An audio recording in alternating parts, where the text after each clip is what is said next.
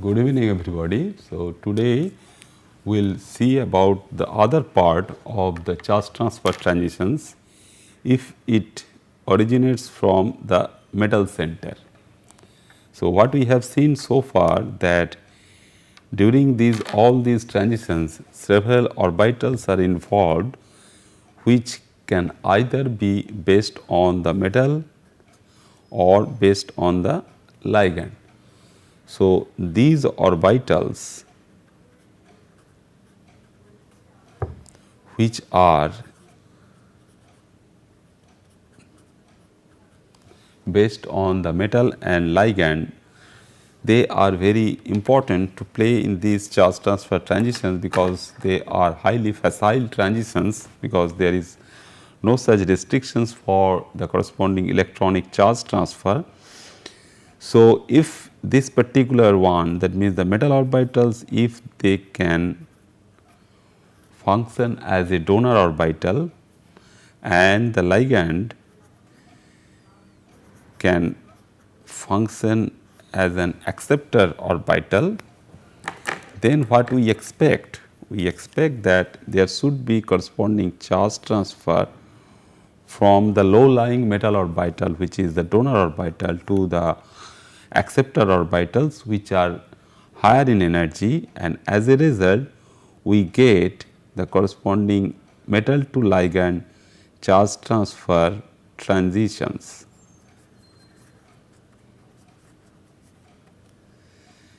And there are several examples of such transitions which are very much useful in determining not only the corresponding concentrations,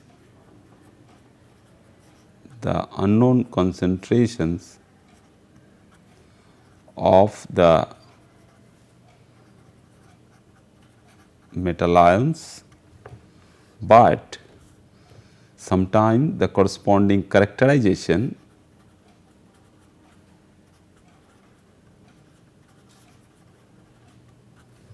of the metal complexes. So, these things we should have in our mind, and where we will find that since the metal is behaving as a donor orbital, when we move from the corresponding ligand field theory to typical molecular orbital theory, we will find that we are not talking everything in terms of the corresponding crystal field splitting, where we do not accept that metal orbitals are overlapping with the ligand orbitals. But in typical molecular orbital picture, what we see there that some of these metal orbitals do overlap with the ligand orbitals, and we can have certain orbitals which are mainly of metal character, that means of certain percentage character which is of metal character, percentage of metal character, and in some other cases where we talk about the corresponding mainly ligand orbitals, say they have certain percentage of ligand character. So, these are the things basically important to know the amount of charge transfer which is taking from these particular centers from one point to the other. So, what we see that when the metal center is responsible for donation of electron, that means metal should be highly reducing in nature, that means it has some excess electronic charge, that means they are in low oxidation state. So, these species will be in low oxidation state, and these low oxidation states are there. We have certain metal ions, and those metal ions can be in the zero oxidation state also, or M1 plus or M2 plus oxidation states, and in all these cases most of these corresponding orbitals which are available for the free ion are all filled. That means some of these orbitals which are available to them are filled. That means filled orbitals are available for donation. So, these filled orbitals will basically be there which can donate the electron density to the ligand orbital. So, we will see how these particular transitions can help us in understanding the corresponding metal complexes. So, we have the MLCT type of transitions, and already we have discussed the other one, the complementary one, where the ligand orbitals are the donor orbitals, and there we have seen that the particular ligand to metal charge transfer transitions which we see typically for certain systems. And we have seen that some of these pi and sigma electron densities are responsible, and the donation is taking place from some of the orbitals which are having metal character to orbitals of ligand character. So, next what we will see that there are certain of these metal centers present which commonly accept electrons rather than donate them. So, examples of such pi accepting ligands are therefore that which can stabilize the corresponding metal complexes in low oxidation state. That means, what we see, if we have the carbon monoxide as the ligand, what happens to that is, if we have the nickel which can form very nicely the corresponding tetracarbonyl nickel 0 compound, or iron which can also form the corresponding pentacarbonyl iron 0 compound. So, they are having all the levels which were available for the corresponding metal center is in 0 oxidation state. So, they have large number of such filled orbitals available for donation to certain orbitals which are of ligand character.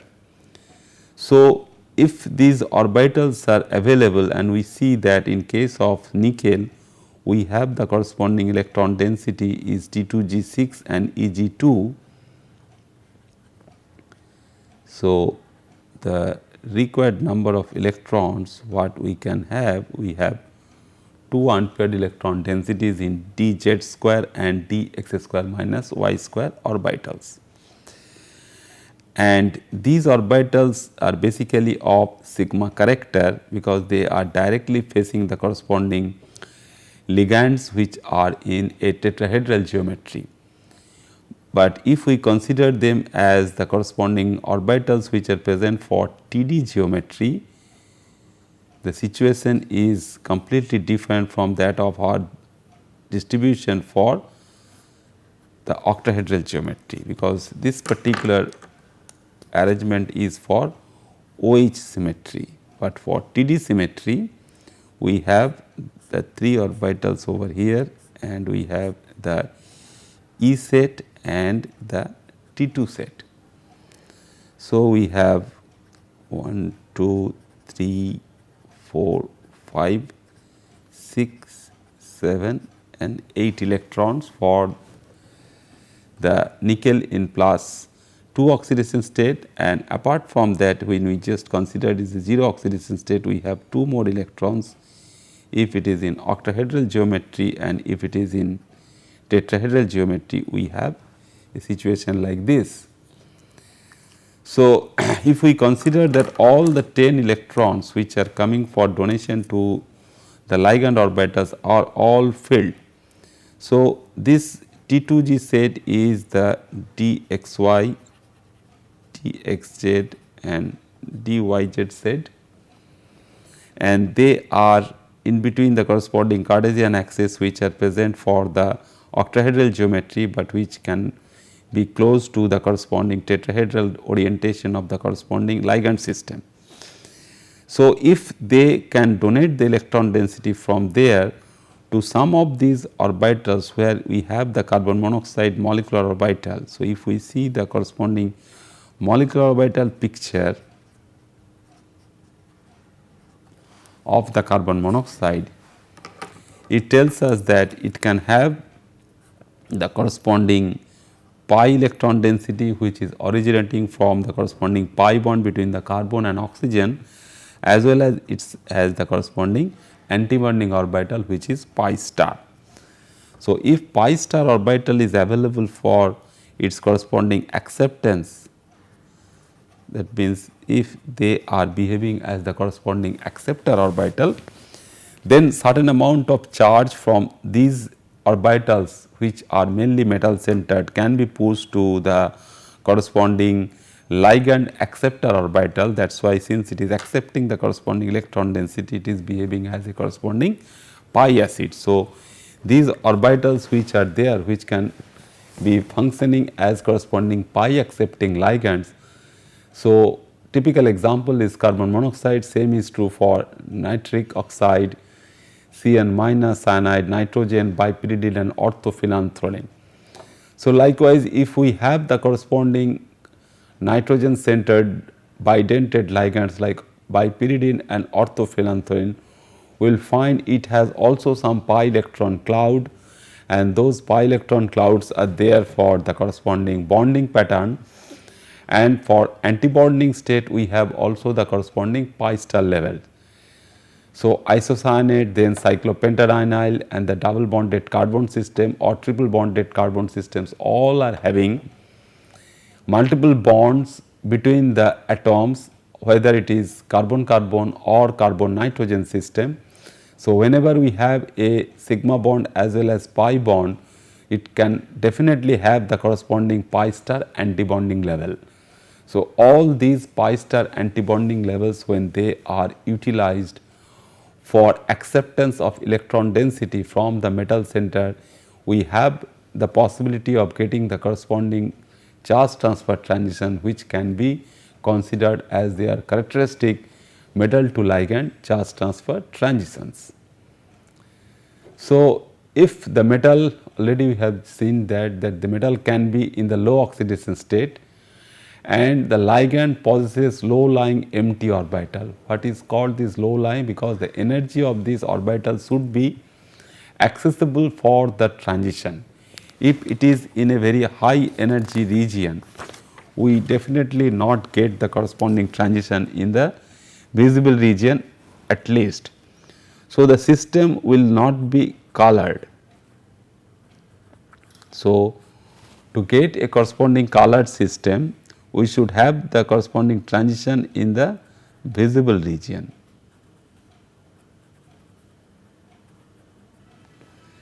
So, the corresponding level, which is pi star level, and this is basically metal sigma orbitals or the corresponding metal based pi orbitals are there. And if this energy gap, which is important, which is delta E, it spans for the corresponding range basically in the visible region, then only we expect certain transition, and which can be characterized as the corresponding metal to ligand charge transfer transition, and which can be seen as the corresponding colored solution for the visible region transition. So, we have the corresponding level which can consider as low lying empty orbital, which is acceptor in nature.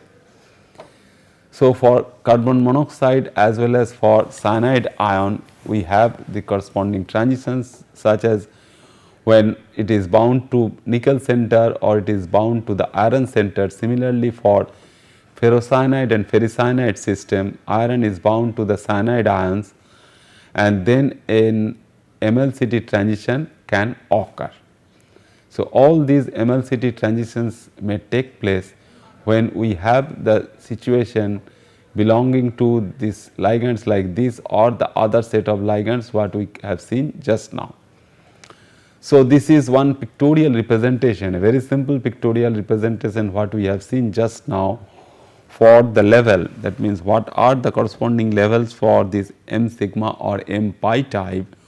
What we can see that if we have this particular sigma type of orbital for octahedral case, we have the T2G type of orbitals or the EG type of orbitals which are available for the corresponding octahedral complex. So, if we have a D5 uncoordinated metal centers like Fe3 plus, which is a 3D5 system. So, iron, if it is there, and particularly when it is forming certain complexes with the ligand, it is forming the corresponding low spin compound.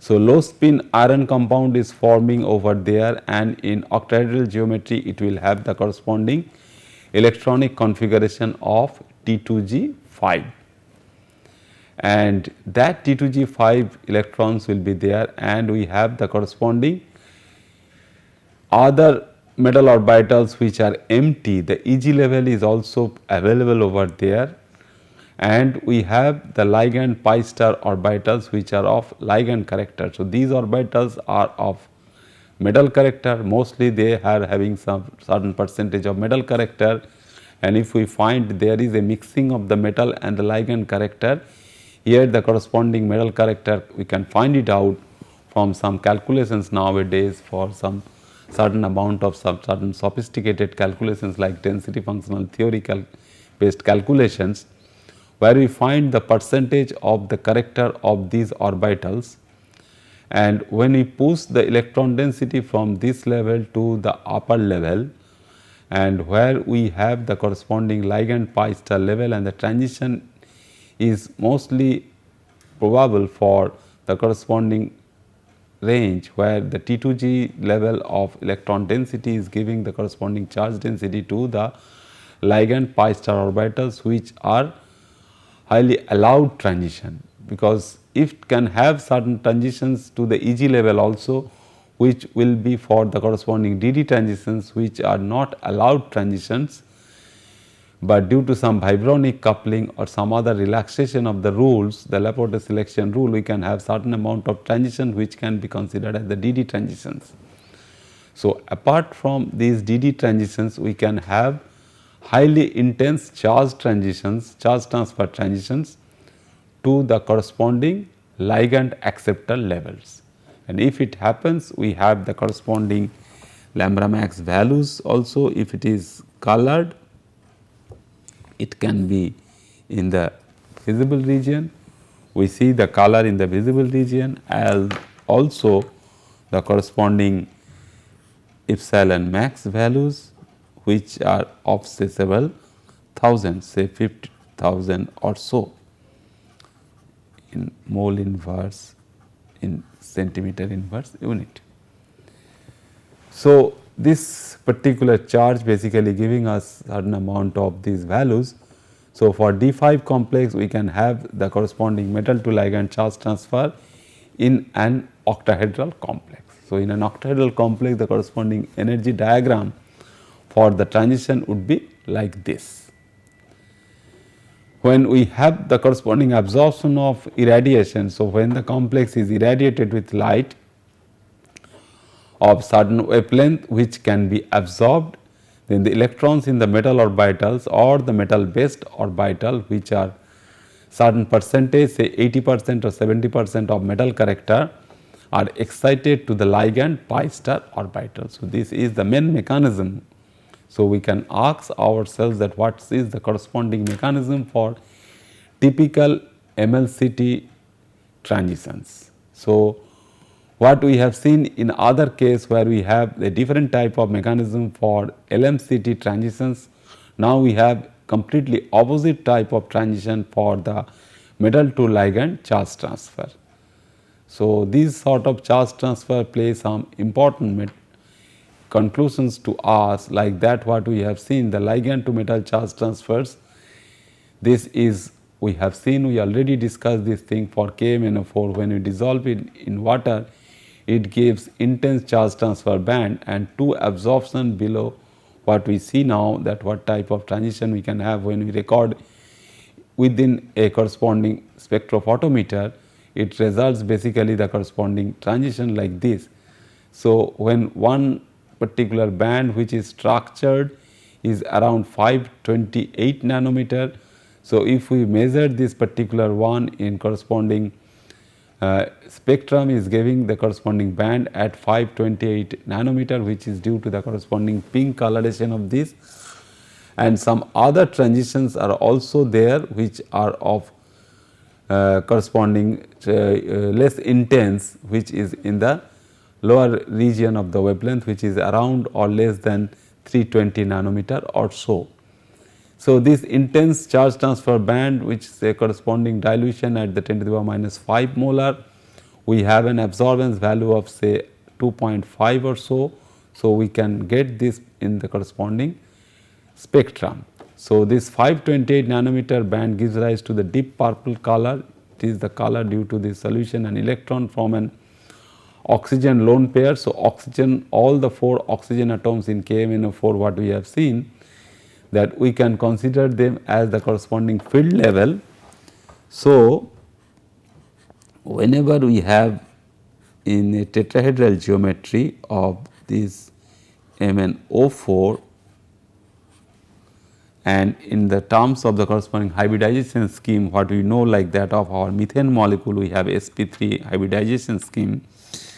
Similarly, for this one we can have the corresponding sd3 type of, that means the d orbitals are involved for the corresponding tetrahedral geometry. So, involvement of these d orbitals for the corresponding tetrahedral geometry tells us that this has 0 electron density for the 7 plus oxidation state, and all the oxygen atoms are 2 minus 2 minus 2 minus.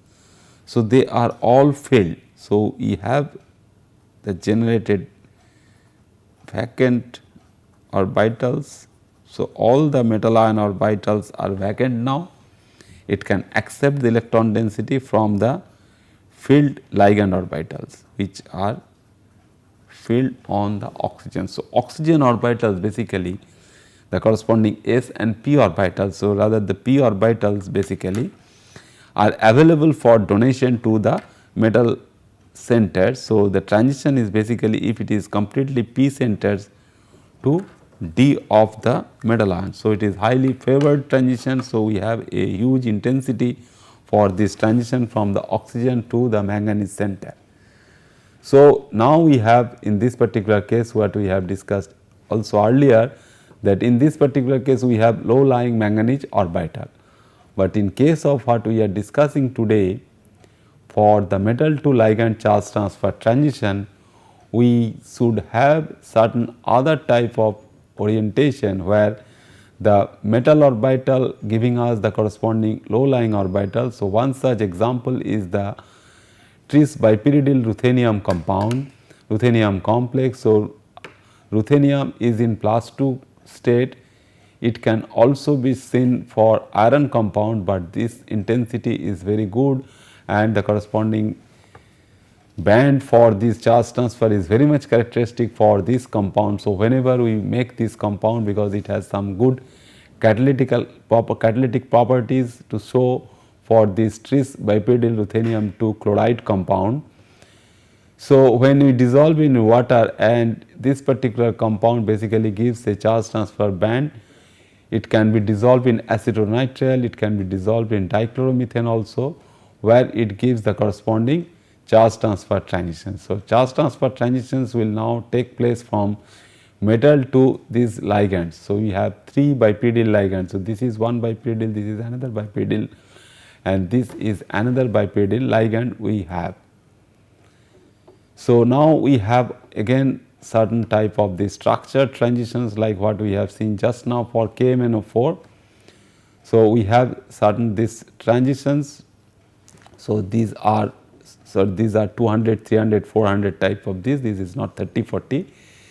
So, this particular transitions what we see that structured transitions which is mostly centered over here, where this particular one around 330 or so, the d electron from the ruthenium atom is excited to the bipyridyl antibonding orbital. So, we have this bipyridyl ligand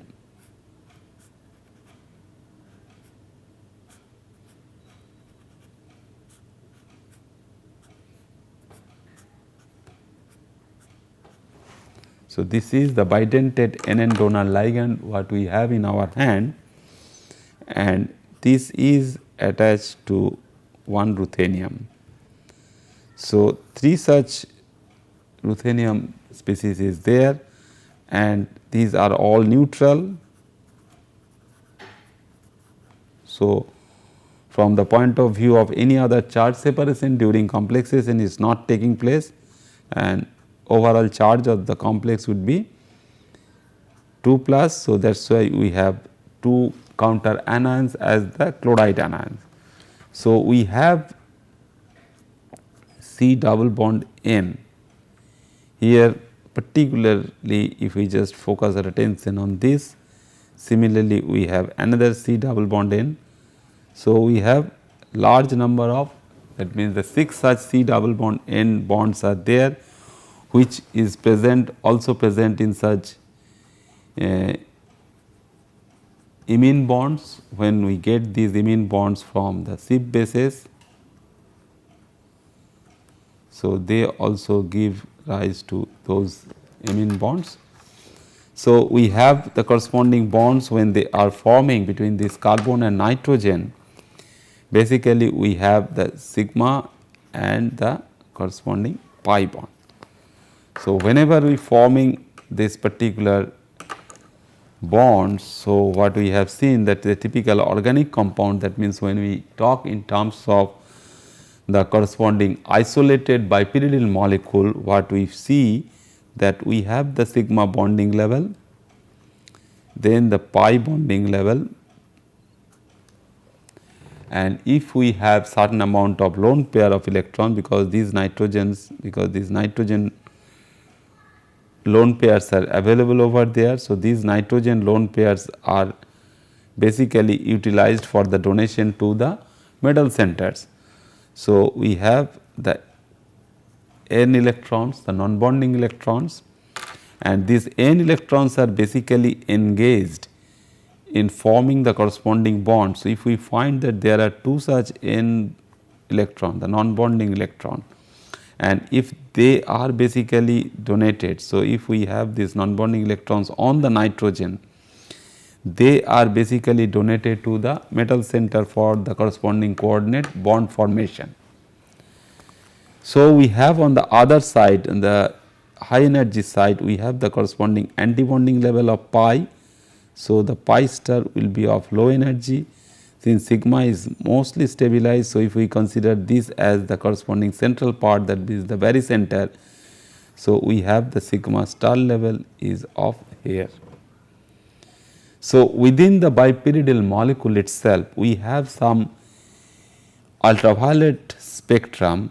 So, ultraviolet spectrum for the corresponding bipyridyl molecule can show us that we can have certain transitions, which one is of low energy transition is the n pi star, and the most probable one is the corresponding pi star transitions. Now, these bands are already there, and these are basically seen in the visible region. So, UV region, sorry. So, they are seen in the UV region. So, they are of high energy. So, now in at certain points, if the during the formation of these bonds to the bipyridyl molecule, if the corresponding metal orbital is coming over here.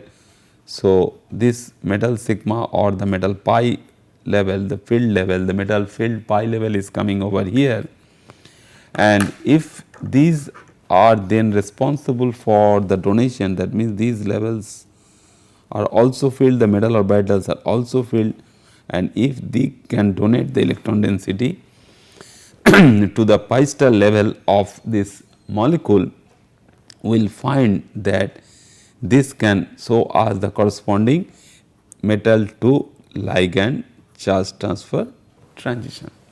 So, that is the typical mechanism where we see that how and why the ruthenium tris bipyridyl compound is showing the corresponding transition. So, we have mostly a very broad absorption band. So, several closely spaced other levels are also available, is due to the excitation of electron to the various vibrationally excited states of the pi star electronic state. Why this particular signal is broad? Because this we can see that whenever we have a particular electronic transition, and which is basically structured and broad. So, the transition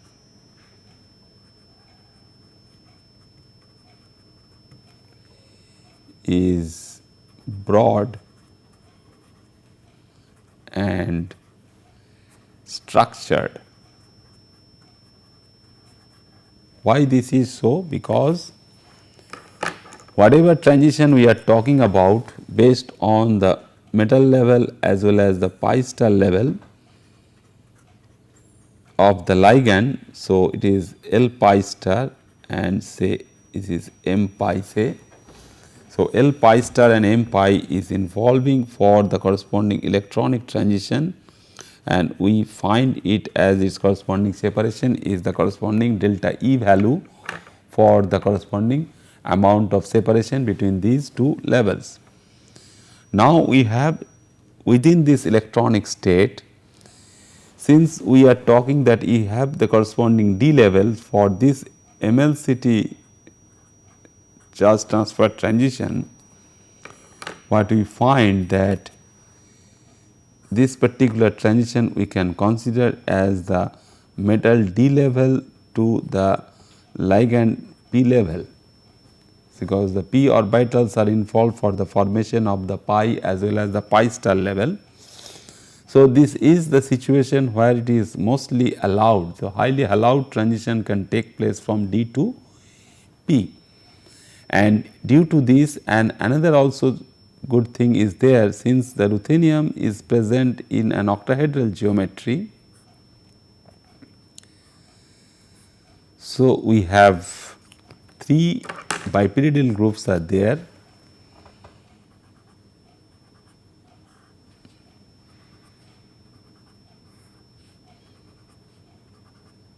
So, these are the 3 bipyridine ligands attached to the ruthenium center, and which is centrosymmetric, that means I is there, and which is fully controlled by the corresponding symmetry group, which is the octahedral symmetry group. But the change in this particular ruthenium nitrogen bond, because the thermal vibration is always taking place such that we can destroy the corresponding I for the molecule due to vibronic coupling.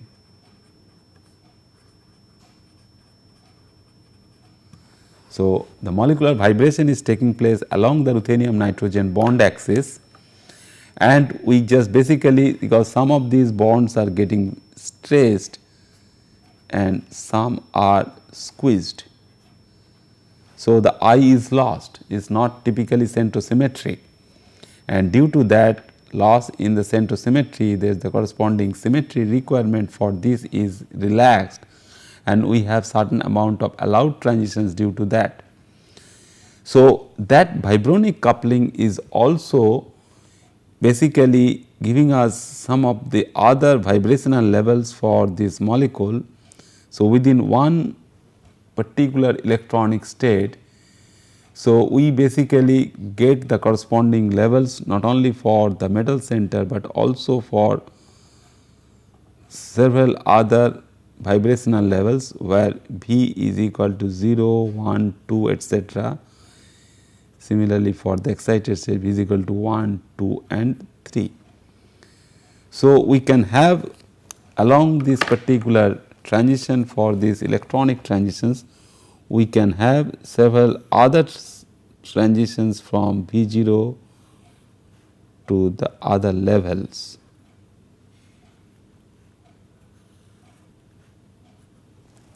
So, these transitions can also take place along with this transition, which is mainly required for these delta A values. So, that is why if it is centered for this, that means if it is centered for this delta E value, we can have certain smaller and certain higher transitions due to the different transitions what we can have for the different vibrationally excited levels which are available for the excited state, which is L pi star level. So, due to the possibility of several other vibrational levels which are closely associated with the L pi star level, we have a very broad signal for this particular compound for its corresponding MLCT transitions at the pi star electronic state. So, we have the light energy which is falling on the system, and light induced reactions can originate from outer sphere charge transfer excited states. So, we can have, because for the compound what we can have, one particular complex species is there, and on the outside of the coordinate sphere we have another species if we can have. So, in certain cases we have these outer sphere charge transfer excited states at the same time, and they can play some important role in the field of photochemistry of coordination compounds. So, this particular thing is also related to certain amount to the photochemistry.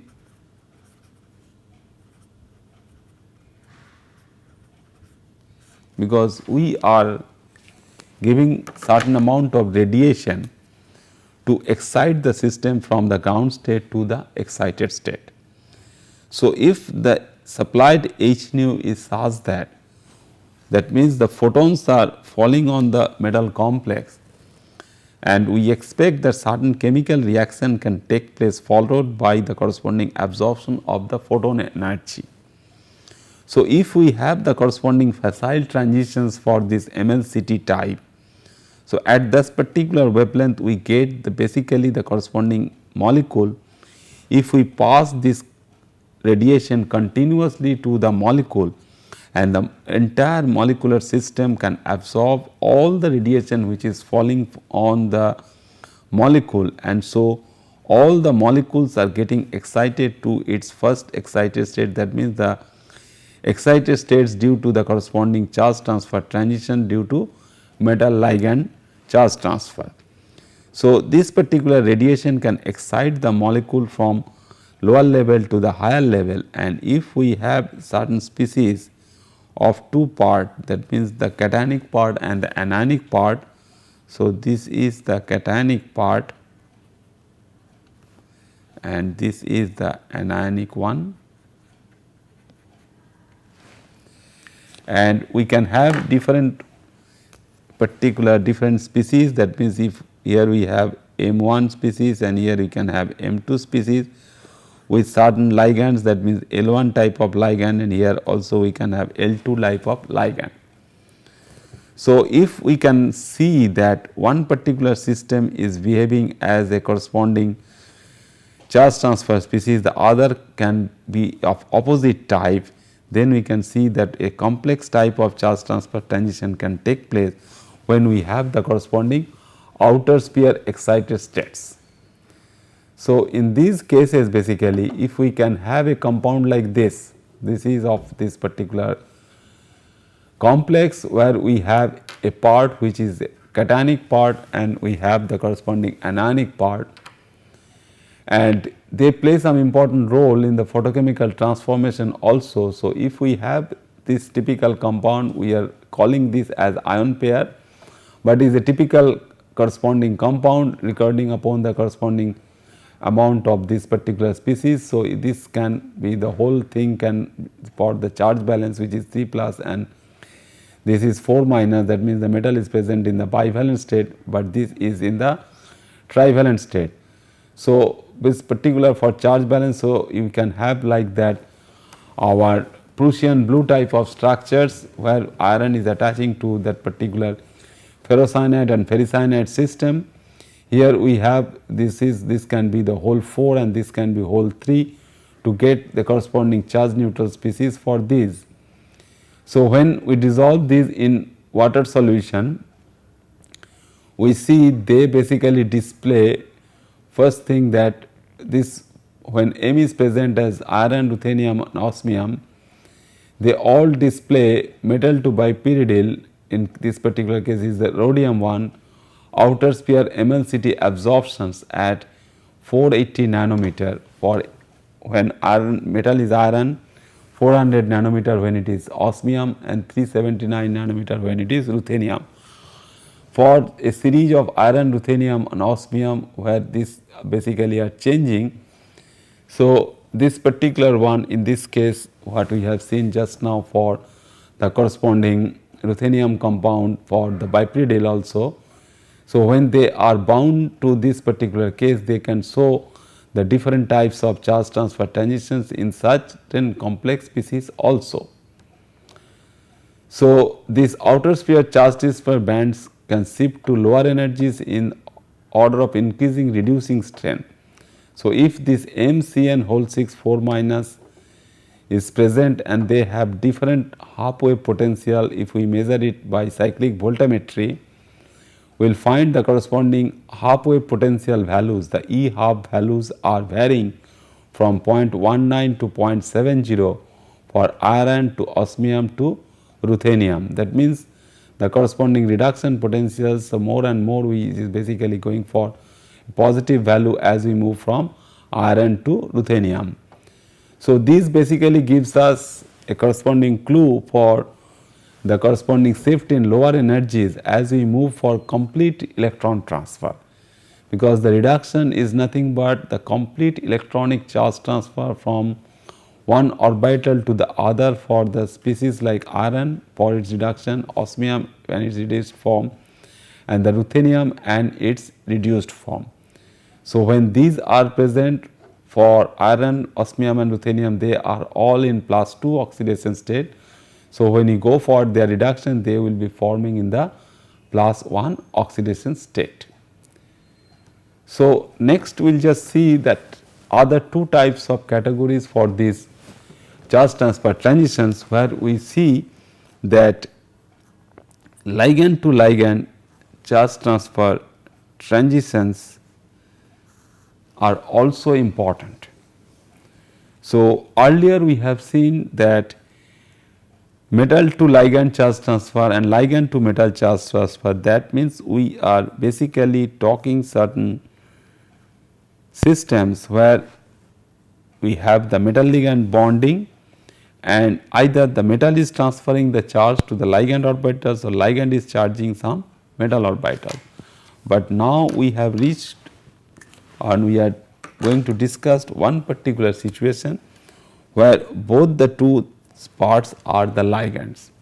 That means they are present in the system where it is bound to the metal ion, and where we have this ligand also, and if we have L1 is one type of ligand and L2 is another type of ligand, and they are still bound to the metal center, but one type of ligand is highly oxidizing and other type of ligand is highly reducing. So, if this is reducing and this is oxidizing, so the reducing ligand center can transfer the electronic charge to the oxidizing ligand center. So, for transfer of charge, so they are bound to the metal ion, but the corresponding charge transfer is taking place basically between two ligand systems. What we have seen earlier, for a particular single ligand system, we can have the pi level as well as the pi star level or the n level. So, in that particular case, what we see, the pi star level is donating the electron density to pi star level, and the n level is donating the electron density to pi star level.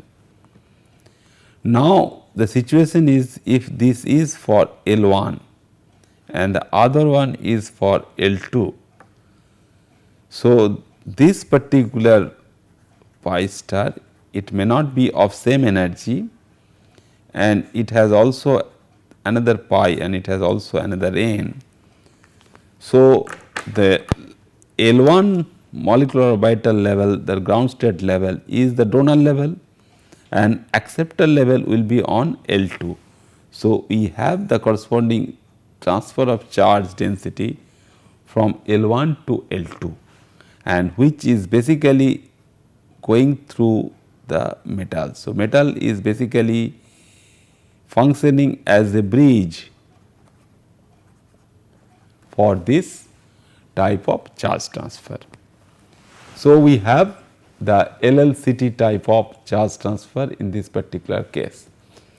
So, here we get basically intense absorption bands which can be assigned to inter-system ligand to ligand charge transfer. That means, the system has two different types of ligands if possible, and transitions appear in the electronic spectra of square planar complexes. So, this particular area is very rich.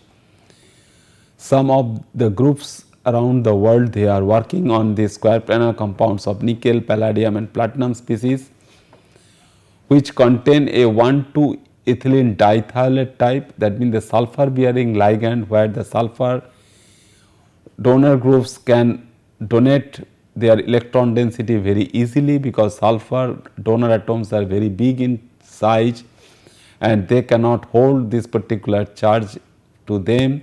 They donate the electron density very easily to the other system. That is why all sulfur bearing compounds are prone to oxidation. That means, they can donate the electron density to some other acceptor level. So, if we have any sulfur bearing compound, what we have earlier seen, that it can be dithiocarbamate or it can be typically quinaxolene dithiol, which can be prepared very nicely SH, or it can be the xanthate type of ligand. So, whenever we have this sulfur, so we have this higher electronic charge on these sulfur groups. So, this can be donated or we see the corresponding oxidation. So, this is the typical type of ligand system which can function as electron donating ligand.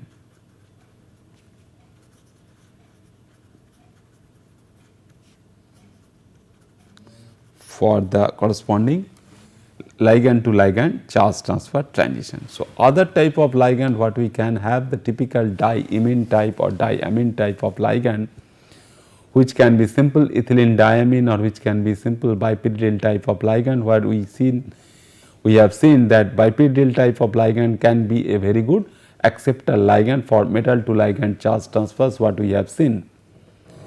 So, this is one simple drawing. Basically, for that we can have so many types of sulfur bearing ligand. If it is for ethylene dithiolate, so ethylene backbone will be there, which is typically a rigid one, which is present also over that QDT 2 minus, because two of them can go for deprotonation, giving two charges on these two sulfur. So, it is quinaxolene dithiol type of group. So, we have a rigid backbone. So, this backbone is typically rigid. So, the rigid backbone is also required for their corresponding donation, and we can have at certain point that if we have the typical oxidation, then we can get the corresponding sulfur sulfide coupling. So, is for full oxidation of the ligand system on the thiol type of ligand system, basically we will end up with sulfur bridge species. So, which is full oxidation and full transfer of electronic charge, 2 electron oxidation for this sulfur bridge. So, we have the sulfur backbone, and then we can certain diimine type of ligand. So, diimine is very easy to visualize or easy to consider. So, one such diimine type of ligand. So, we can have the glyoxal, then simple NH can be there. So, glyoxal plus ammonia give rise to some diimine type of ligand system. So, where the carbon nitrogen double bond is there, and that carbon nitrogen double bond can have what we have discussed just now, that we can have certain orbitals which can be the corresponding acceptor orbitals. So, they have the pi star orbitals on these groups. So, they can be very good acceptors. So, we have the donor level on the sulfur bearing group and the acceptor on this carbon nitrogen groups. So, we have from the donor to these acceptors, we have the corresponding LLCT charge transfer. So, we have this particular backbone where basically that what type of ligand we are. So, it is a typically it is not always very easy to make this compound of nickel, palladium and platinum, because in most of these cases we have the corresponding homoleptic species, that means both the sulfur ligand bearing molecule we can have or both the nitrogen bearing molecule we can have, but to make this heteroleptic compound, that means one dithiol and one diamine type of ligand, is very difficult to make sometimes. So, some experimental manipulation is there. So, some procedure is always there where we can make these molecules in a typical way. That means first we can make the corresponding dichloro compound the way we make it for the platinum, having two ammonia groups and its chloro derivative. So, this is basically the well known molecule what we talk about. The corresponding drug also for anti-cancer drug is the cisplatin.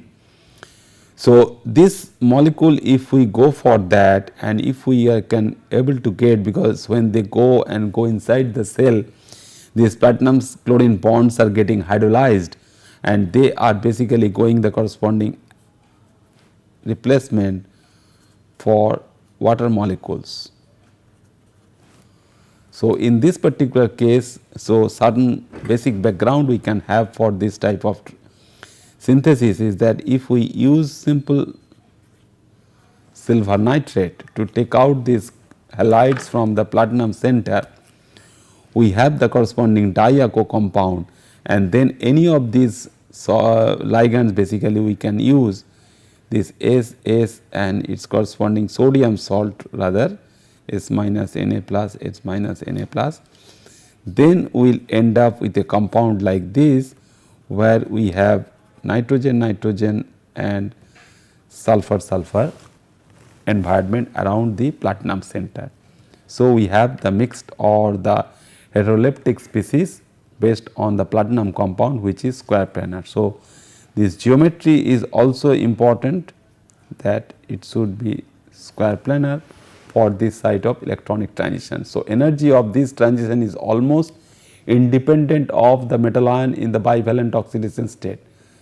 So, whether we are making a nickel compound or a palladium compound or a platinum compound, the corresponding transition energy or the lambda max what we get for this LLCT transition is of close energy. That means, the metal orbitals are not involved in this ligand to ligand charge transfer transitions. So, which is a very important clue that how we can identify that a particular charge transfer transition is not of MLCT type or LMCT type, but it would be of LLCT type.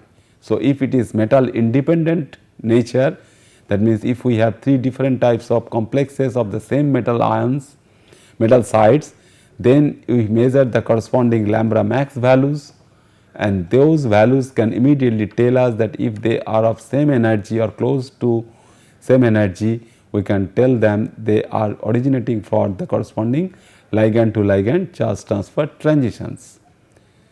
So, we have the last category is the MMCT type, where we have the cationic cobalt amine complexes which we can find for the two forms, that means the hexacyano iron 4 minus, that means the corresponding ferrocyanide species and the corresponding ruthenium analog, and if they form basically in pairs which are characterized by corresponding outer sphere MMCT transitions. So, cationic cobalt compound is present and anionic this particular part is there, then only the metal orbitals are responsible for the corresponding transitions. So, short wavelength of these absorptions is due to the large reorganization energy which is associated with the reduction of the low spin cobalt 3 compound. That means, the cobalt 3 compound is there and the cobalt orbitals are really available for the corresponding acceptance of the charge density, and since an electron is accepted into the antibonding EG orbital, the MMCT transitions require large extension of the cobalt ligand bond distance. So, these cobalt amine compounds are therefore basically responsible for accepting the electron density, and the corresponding metal orbitals on these hexacyano derivatives are there, which are basically donating the electron density. So, that gives rise to the last type of, or the fourth type of corresponding charge transfer transitions, where two metal orbitals are involved and we get the corresponding metal to metal charge transfer transitions. Thank you very much.